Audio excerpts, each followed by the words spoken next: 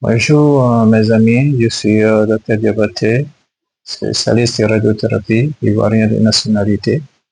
Nous avions parlé des différents types de l'exposition externe en radiothérapie dans la vidéo précédente.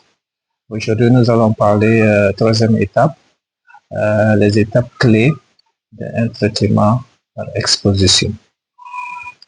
Donc, numéro 1, nous avons besoin de la consultation et la décision thérapeutique.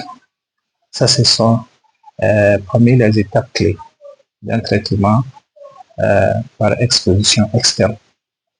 Donc là, le radiothérapeute évalue le patient et décide souvent en réunion de consultation pluridisciplinaire.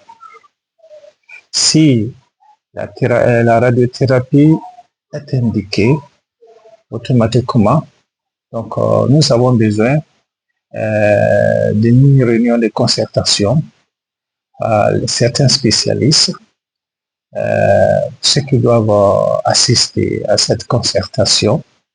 Donc, premièrement, nous avons besoin d'un oncologue radiothérapeute. Et deuxième spécialiste, nous avons besoin de chirurgiens. Chirurgien, bien souvent on appelle ça oncologue chirurgien. Et troisième catégorie, troisième spécialité, nous avons besoin d'un radiologue. Et nous avions aussi besoin de physiciens et physiciens. Et nous avons besoin de dosimétristes. Donc, ces gens-là, ce sont eux qui vont s'asseoir pour se concerter comment utiliser la radiation pour traiter un patient cancéreux.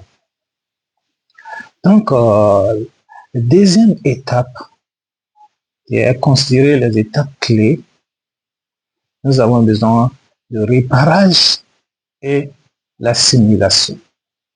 Le réparage et la simulation, cela veut dire où les tissus cancéreux se trouvent dans le corps, comment nous devons l'identifier. Nous avons déjà identifié par la radiologie, soit par scanner, IRM, ainsi de suite. Donc, nous devons les localiser pour pouvoir les traiter adéquatement, ne pas que les rayons touchent les zones très sensibles.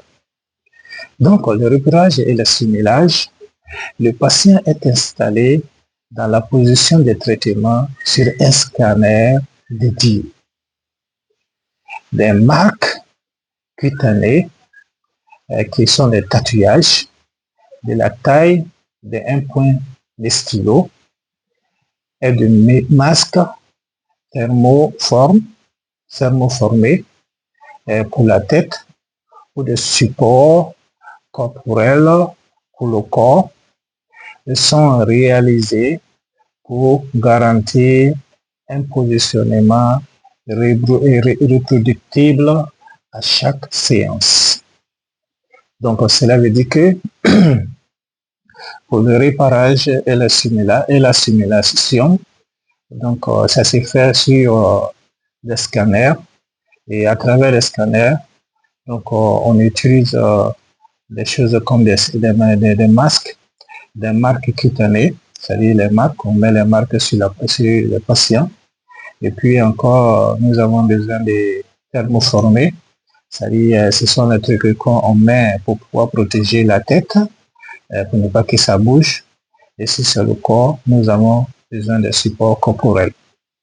Donc cela, nous allons les présenter avec les images dans la vidéo prochaine.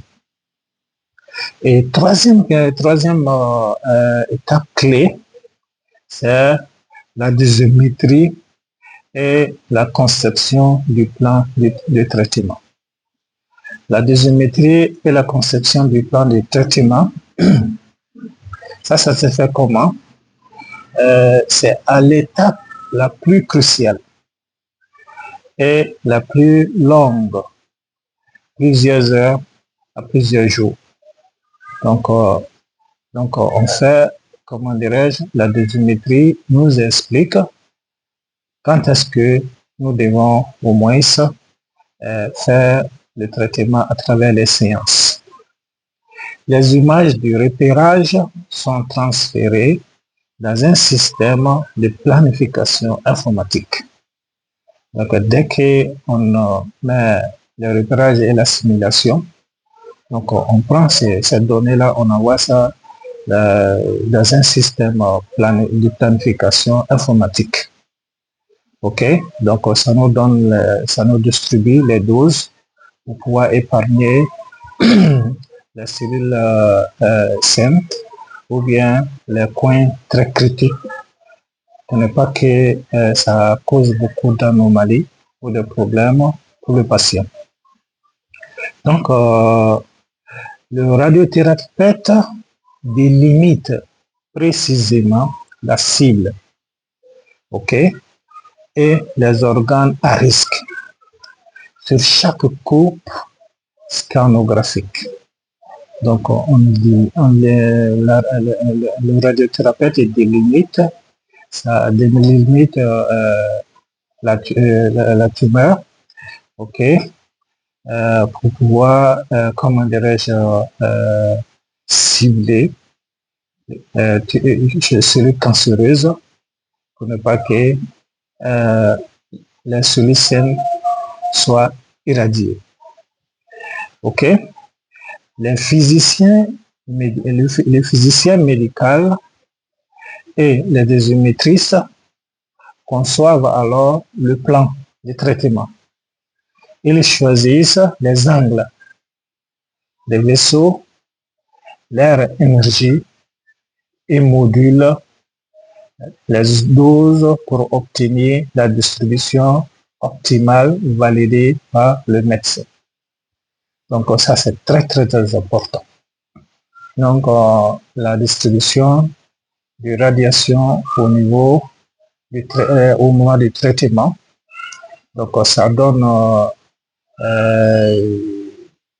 une manière de mieux cibler la radiation vis-à-vis des cellules cancéreuses. Et quatrième étape clé, c'est la vérification et le contrôle de qualité. Avant les premiers traitements, le plan est vérifié sur un fantôme simulateur pour s'assurer que la dose délivrée correspond à la dose calculée.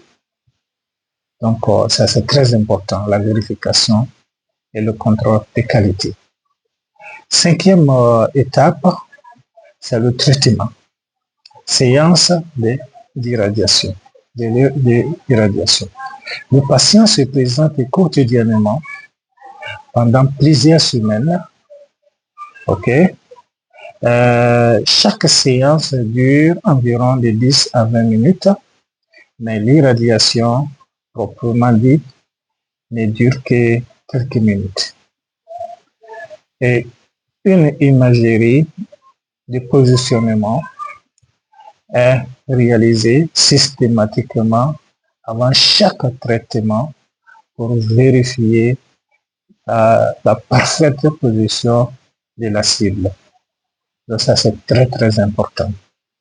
Donc, je pense qu'avec tous ces clés, les étapes clés que nous venons d'expliquer tout de suite, je pense que je veux que les gens arrivent à pouvoir maîtriser ça pour que, comment dirais-je, on puisse mieux gérer l'affaire. Merci beaucoup et à la prochaine.